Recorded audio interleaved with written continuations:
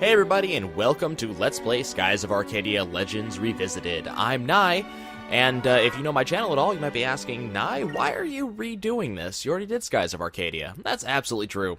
I'm redoing it for a couple of reasons. First and foremost, the quality of the first set of recordings really were bad, and I really feel bad about that. I really love this game. I want to do it justice. So I'm going to redo it just so we can get it up to the quality standards that I would like it to be at, so not bad. I did love having all of my friends on, and I hope to get them back on again so we can redo this. So that was one thing that I did love, so I'm hoping we're going to be redoing that. But the second reason why we're redoing this is because I did not 100% the game, and I feel really bad about that. We didn't actually go see the super secret final boss, and as of late, I've been working on making sure I get games as complete as possible. I should be able to complete this game better than I did, so we're going to do that as well. And last but not least, I tend to play this game about once a year anyways, so I figured what better way to celebrate about the 1-year anniversary of my channel actually working than to redo the game. So here we are. And we are once again watching Fina race through the clouds on her weird little magic ship, being chased by a gigantic cruiser. I'm going to try my best to avoid doing spoilers for the most part, for those of you who are not already aware of this fantastic game. So names and characters are about as far as I'm going to go right now, but, you know, I'm hoping I don't do more. So now we have Alfonso, who looks like an absolute dick, and believe me, he is. That's a thing I don't think I need to spoil that. I think that's something you might be able to tell just by looking at him. And apparently he has finally found someone. There's his Vice Admiral to the right. He has no face, so you can figure he's not going to be lasting for very long. Oddly enough, the two below do have faces. Don't ask me how that works. Those helmets just flip right up. So apparently they're going to fire on her.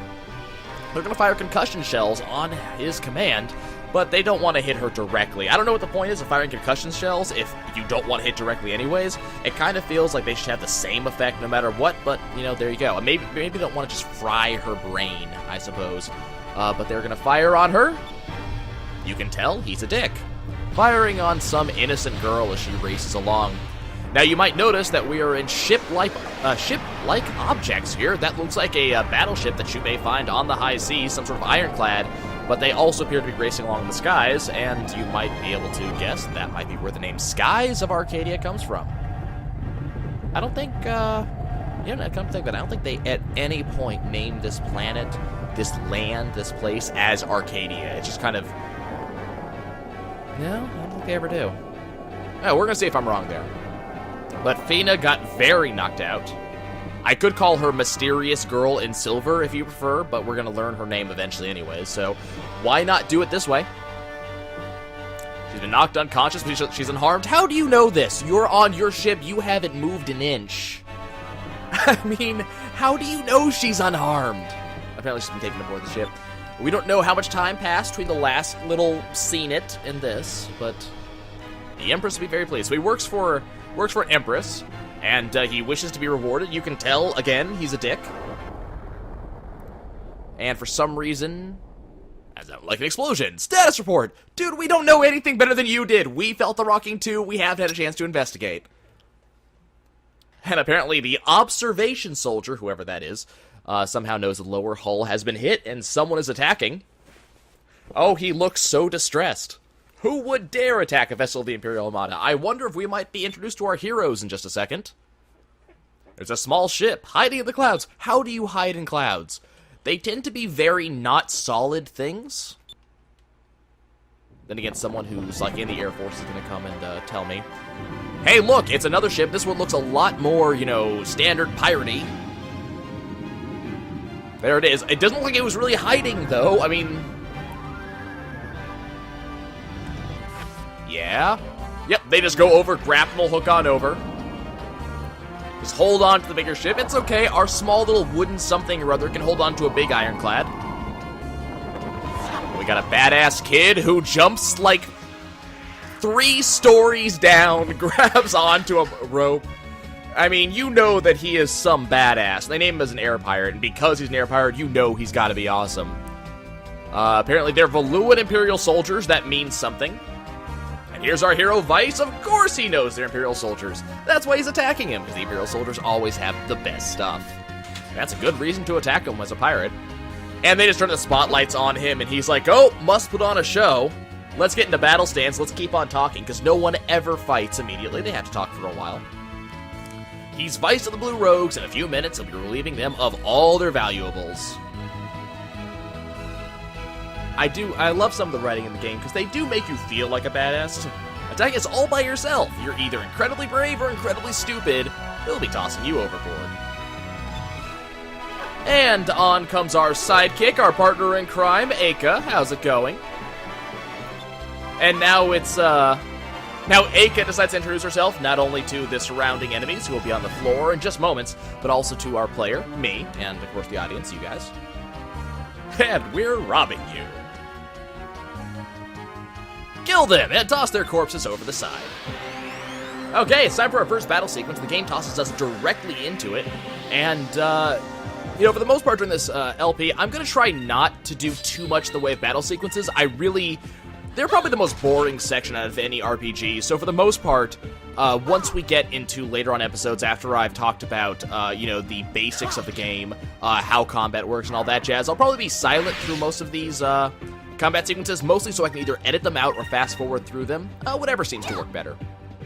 So don't expect me to say much through these or anything like that. But, you know, we'll see how it goes. I really don't want to make this like the, you know, 3,000 episode long epic that it kind of promises to be. So that was our first combat. It was fairly easy, and I'm glad it was. And we're going to go ahead and go into our next cutscene. I'll talk more about combat when we actually get to non-scripted battles. So I love that just the two of them are faced off in, you know, epic combat against 5 of these guys, and it's Vice who's going, hey, we outnumber you 1/2 to 1. There's no point in resisting. Throw down your weapons. And the Valuans are, you know, who just lost 2 men. We gotta remember that. They just lost in combat. And their response, what do you think that you can do against the 5 of us? And one of the most badass characters in the game shows up immediately. I think you miscounted. I only see 4 of you. That is Vice's dad, Captain Dine. Make your way to the bridge and shut down the engines. And when we're out here, remember, it's Captain, not Dad. Got it? Roger. Shall we go introduce ourselves to the captain of the ship? Honestly, they do their best to make sure that these characters feel as badass as they should be. Because remember, we're sky pirates. It's hard to be more badass than that. Got our momentary little voice acting there. There's not much of it, so don't worry, I'm not going to be talking over much of anything. And there's going to be a lot of airtime here, so I'm going to have to talk a lot. So now we officially have control over the game. And remember, this is a Sega Dreamcast game that got turned into a GameCube game. So the graphics are not going to be absolutely amazing, but they are going to be fairly good and enjoyable. Like, the game's not terrible in graphics department. So one of the things we have to do in order to actually make sure that I do it right this time is we got to make sure to get every treasure chest in the game. Or at least I think 95% of them. So the first one we're going to start with is right here. It's immediately in front of you. If you miss this one, there's a problem.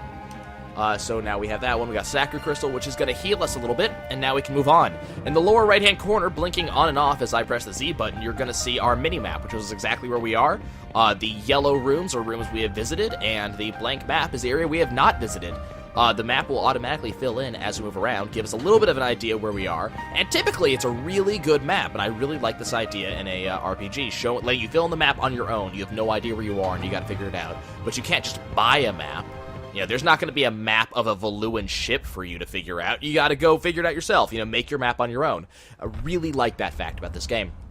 So immediately as we walk into the big atrium of this ship here, Alfonso, the captain of this ship, has decided to insult us in some way. Air pirates have decided to infest my ship. I love the word infest. That's a word you use for vermin. You don't use that for anything else.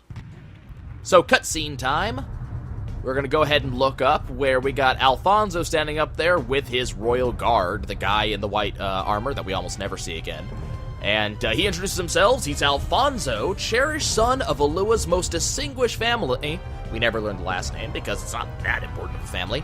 And an Admiral of the Imperial Armada. Notice that Admiral is capitalized. It's something special. It's not just an Admiral, it's an Admiral of the Imperial Armada. And there's a girl slung over that man's shoulder. The camera zooms in on her to let us know she's actually important, as if the first cutscene didn't tell us that enough. And normally this man would have lowlifes such as ourselves, never able to see him. That sentence ran away with me. Ran away from me. Consider ourselves fortunate because we have seen him. Oh, that's just wonderful. I'm so glad to look at your ugly mug. I'll stab it sooner or later. That's a good question. Who is the girl, and why are you carrying her around like that? I never thought someone of your stature would stoop to kidnapping. I wonder if that's a height joke. They never really show how tall he is compared to other characters. It's always compared to, like, insert goon here. So you never get to see if he's a short guy. Ha! You're very observant for a rogue. That's wonderful. But he can't waste his time dealing with us, so he's just gonna throw goons at us. Exterminate like the pest you are. See, I told you he thought we were vermin. There we go. Dispose of them. That's the words I'm looking for. So down come the men. And now it is time for another pseudo-scripted battle. This time, you know, we do have a little bit of an idea that's coming, and it is now 2v4, which will give you just an idea of how powerful our hero is supposed to be. And now that we are in the second combat, I'm going to tell you exactly how the combat works. So first of all, it is a turn-based combat system. It is not an ATB battle system. I will always get to choose my turn before them, but I may not actually go before them. That's depending on speed. So it's got a little bit of that in there, but it's more of a traditional, you know, fastest speed actually moves first, but you select all your characters at the same time, and it's very, very turn-based. So we could run if we ever had a chance to run. We're not going to for a while. There's going to be no point in running in the first couple battles that we're going to see. If we have items, and we do, we have our Sacri crystal, which could heal us. We can use items during our turn. We can also equip items. I never actually use this ability, just never comes up, but you could equip an item as you're going if you need to change items for any reason. If you guard, you'll take less damage from the oncoming attack. You know, kind of obvious there. You can also just straight on attack enemies, which is, you know, typically what we're going to do a lot. There's also something called the special move, which you can use up SP in order to actually use a very powerful move that will do some sort of effect that's usually battle-changing. It's something really, really big. We'll be using those a lot more later on. If you have any magic power whatsoever, you can use magic during your turn. We don't have any, so we're going to move on unless we can focus and build SP. What's SP, you ask? Well, I'm so glad you asked. Silently. You know, I can't hear you. I'm talking to you from the past. But I'm so glad that you asked that. SP is that meter you see across the bottom. Spirit points, special points. You can name it whatever you like. I think they call it spirit points. But as you can see, I have 2 of 8 SP available to me. They're kind of like action points, kind of like, you know, there's a lot of different things that are very equivalent to them. But every single turn, I will gain a certain amount of SP for that turn. And they will max out at a certain amount. Right now, my max is 8. It's typically decided by some formula involving how many characters you have, what level they are, things like that. I may eventually go in to figure out exactly what the numbers are, but typically I don't care. All I care about is exactly how much I have right now. So right now, I have 2 of 8. Every turn, I will gain a certain amount. It's a certain percentage of my maximum. And then I can spend it or I can save it. If I don't save it, it just keeps on building up. Once it hits 8, there's no point saving anymore. His special move costs 7. So if I ever get to 7, I can use Cutlass Fury, which is an amazing move, and believe me, you'll see me use it a lot. Another thing we can use SP on is Magic. Magic is very cool in this game. You'll notice Vice only has 3 MP, which you might find to be extremely weird, considering that this is a magic system. What do you mean you only have 3 MP? Shouldn't a Cure spell cost 3? Well, not exactly. Any given magic spell you cast, it doesn't matter what it is. If you cast a magic spell, it's only going to cost you 1 MP no matter what, but it will cost a specific amount of SP for casting it. This does a lot of very cool things. The first thing that it does is it allows you to heal outside of battle basically for free. It's only 1 mana per heal, and typically you'll be healing a lot, so that's actually really a good thing. The other thing this allows you to do is it's not too much micromanaging of your MP. You can just go ahead and do your thing. So it works out very well. We'll talk about more later on when we actually have to use it. Now you'll notice that my blade there has a very specific color, and that by pressing Y, I can change that color from green to red. That's the element that I'm currently using. This doesn't come up a lot, and I'm not typically going to be micromanaging to the point where I'm actually going to use the correct element. But typically, if you're using a red element, which is obviously fire, if you use it against, I believe green is actually the weakness. If you use it against green, you'll do a little bit more damage. If you're attacked by a, I forget, blue, which is water, you'll take more damage. It doesn't come up a whole lot. The reason why we care about what color our blade is, and everybody can do that, by the way, on their turn, and you'll notice that at the very start of this video, I changed Vice from red to green. The reason why we care is at the end of any given battle, we will gain several different types of experience. First, we will gain normal experience. There we go. Both of them leveled up with their normal experience. You'll notice total experience, so on, max experience, so on. They'll show us the stats that just changed. We'll gain normal experience, but we will also gain magic experience, which they're going to show right now. The way that works is instead of leveling up normally, and instead of learning spells as you level or anything like that, you will gain a magical level with magic experience. And once you up a level with the magic experience, you will then immediately gain a new spell, which is really cool. It's a great way to do things. It means I don't have to spend money on scrolls. I don't have to do anything like that. I just go and I learn my spells. It also means I get to decide exactly what I want when I want it. So that is our second chest right there, which will give me 2 Sacri crystals. Really easy one to find. So right now we are learning green magic. Green is the magic of healing. Not of resurrection, mind, but of healing in general. It's also the magic of poison. So right now, I'm specifically having my guys learn green spells because I want to make sure that Vice and Aka both learn the spell Sacri. Aka learned it after the first battle, but Vice hasn't learned it yet, so we're still going with green. Sacri is our level 1 healing spell. Remember, as I said, it doesn't matter what level or what level it is. I'm always going to use 1 MP, but it will use different SP depending on what level it is. This is a great way for the game to allow us different levels of spells without having to have us keep track of how much MP we have at any given time. We're only going to be using SP at any given time, and that regenerates very quickly for the entire party. So I'm having them learn the green spells because I want to make sure that I always have a healing spell on hand no matter what's going on. I want to make sure if I fight a boss that I will immediately be able to do something about it. So that's going to be, that's why I'm doing green right now. It's not going to take very long. One thing to keep in mind, though, is that every character has an affinity for some sort of magic or another. Aka's affinity is green, and Vice's affinity is red. The reason why that's important is that they will learn spells of their particular color faster, so you will notice that Aka will actually have a faster EXP track for green than Vice will. So notice Aka already leveled up her green, he hasn't leveled up his green yet, but for red, they're both at 8, they will start about the same. So you'll notice that once Vice actually gains his spell, that he's going to have a cheaper level up than she will. It's just typically an interesting thing. I'm just going to fill in my map real quick. Not that it really matters, but, you know, I'm a bit of a completionist, as you may or may not know. So we're going to go fill this in. And now we're going to go up the stairs, or we're going to have another random fight. Good. This will hopefully get me my next spell. All the characters also have a subtly different, looks like they got the drop on me. Not that it really matters. It's not going to be a big deal. But they got the drop on me here. But yeah, we're going to go ahead and fight these guys, and then we're going to continue learning green spells as much as we need to. And we will eventually, once they both have the green spell Sacri, we will then start working into red spells, because red is the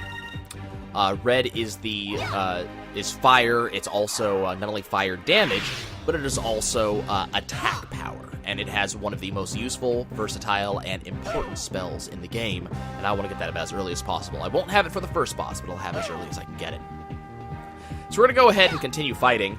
You'll notice another thing that I love about the combat system is that the characters are not static between moves. They will actually fight each other. You'll notice that the camera will swing around, and it'll be looking at individual characters as time moves on. I just love that. I really do. It's one of my favorite things, just knowing the battle's not static. I kind of hate that about certain RPGs, that, you know, the combat, notice that he has 51 to his next level, and I think Aka had 21 or something like that, so it's kind of a big deal. I'm going to go ahead and make sure that I'm not going to die, because Vice does have a little bit of low HP right now, so we're just going to use some of these Sacri crystals that we got. They're really powerful, restore 500 HP. You'll notice that we have a lot of HP to start, and that number will keep on going up as time moves on. So let's move on up to the second level of this ship, and we will continue exploring. There should be some more chests up here somewhere. We're going to find them. But let's see, what was I talking about just now? We're talking about HP, we're talking about blah. Okay, so now that Vice has his spell, we're going to have our guys switch over to red. And so now we're going to learn the spell of the fiery-based spells. Very important things. Now, there is some diminishing returns because every enemy type, not enemy type, but every region of the world has its own level cap of some sort, and magic EXP will gradually go up as time goes on. So you don't really want to focus on any one color for too long. So there's no real point just sitting on green forever, because even though you will, yes, get a lot of green experience, and you will probably cap out on green spells before you cap out on any other spells, it's going to take too long, and you'll be kind of deficient in other spells that you would probably want at around that time. So we're definitely going to want to make sure that we are working on other spell colors as well, because, you know, again, not diminishing returns. So we're probably going to go up evenly throughout the spell colors, but there are certain spells I want over other ones, and we'll be focusing on those colors. So we're almost up to our second level. So leveling happens fairly fast in the early game, as you might expect with any RPG. Hi, I'm coming for you. And Alfonso, what? How did you defeat my soldiers? They were just goons, dude. They don't really do much. If you want my ship that badly, you can have it. I'll get another. That's great. I'm so glad you're loyal to your troops. I'm very busy. I don't have the time to deal with you personally. Now, if you'll excuse me, run away! And off they go. Do notice that he just sort of saunters off. He doesn't run away. He's not scared of me. I'm just a lowly air pirate. He's got nothing that I could want, I guess, or I have nothing he could want, something like that. So we'll open up our third treasure chest. There's only one more on this ship, and we're going to go get it momentarily. And now we got to drop on our enemies. So there is a little bit of initiative that happens in the game. You will get the drop on some enemies, they'll get the drop on you. It's not that important all that often. The game doesn't even announce it. You'll only ever notice it if you actually watch to see in what direction your enemies are pointing. If they're pointing at your back, they got the drop on you. If you point at their back, you got the drop on them. This will only allow you one attack round to just take them out ahead of time. Not going to be a big deal. I'm not going to plan around it. I'm not going to be particularly worried. Typically, I'll have myself healed up at any given time, so I'm not going to really worry about it. But there were times in the last run of this that, there was some scary times where, if they got the drop on me, I'd be a little bit worried about it. Not this early in the game, though. The game is a little bit forgiving in the early time, but I have lost on the first level when I was when I was just learning this game, so that, that does happen. You'll notice that Vice did level up before Aka did. Okay, let's just keep on running this way. The camera does not want to swing. There we go. And we will continue chasing after Admiral Alfonso here. So as I said, there's going to be a lot of random encounters. I'm going to try to not show most of them, but I do want to get some introductions into the game going for the first couple of episodes. So we'll be seeing a lot of it, and for a little while. And then as we get into the game, as things become a little bit more common, we will then go ahead and skip everything. There's a critical hit off of that soldier, so crits do happen. There are, depending on what hits happen, there are, everybody has kind of unique animations, which I definitely love. You also notice that everybody does have a close-range attack and a long-range attack, because no matter where you are on the field, you are, susceptible to a just standard attack, but there will be AoE stuff later on, which does require positioning. Kind of a pain, because positioning is random. You don't get to decide it. So later on, we will be skipping combat. I will shut up during combat so I can either fast forward or so I can skip. Either way, we'll see what happens. So now Aka gets her level, and we get our first red spell, Pyrai, which is I forget if it's AoE or if it's point-based, but it's just a damage spell that uses the fire element. It's not amazingly important. I'm typically not going to use it because, like most games, most RPGs, magic is not as good as combat. We obtained some magic droplets, which increase my MP by 1. If I wanted to go through this door, nope. Alfonso has locked this door, and I will never get through. So long, rogue. Well, that's just nice. So we're going to go ahead and we're going to fill out a new file. There we go. We are now level 3 in the Valuan battleship, and this is where we're going to stop for now. I will see you guys next time, where we will finish this up and move on. See you soon.